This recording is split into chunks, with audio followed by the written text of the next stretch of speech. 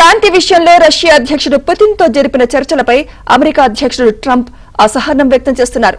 Ukraine యుద్ధం ఆగే అవకాశాలు తక్కువగా కనిపిస్తున్నాయన్న సంకేతాలు ఇస్తున్నారు.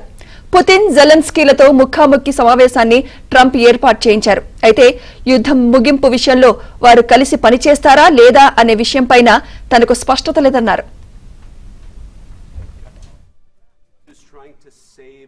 భవిష్యత్తులో పుతిన్ జెలెన్స్కీ మధ్య జరిగే సమావేశానికి తాను హాజరవుతానో లేదో కూడా తెలియదన్నారు ట్రంప్. ఉక్రెయిన్లోని అమెరికాకు చెందిన ఫ్యాక్టరీపై రష్యా దాడులు చేయడంపై ట్రంప్ మండిపడ్డారు. ఈ విధమైన రెచ్చగొట్టే చర్యలకు పాల్పడితే మాస్కో భారీ ఆంక్షలు ఎదుర్కోవాల్సి ఉంటుందని హెచ్చరించారు.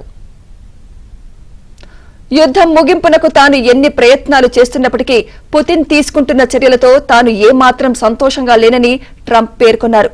యుద్ధం విషయంలో జెలెన్స్కీ పుతిన్ల వైఖరి తెలుసుకోవడానికి తనకు 2 వారాల సమయం పడుతుందని, అప్పటిలోపు వారు ఓ ఒప్పందానికి రాకపోతే ఈ విషయంలో తానే నిర్ణయం తీసుకుంటానని తెలిపారు.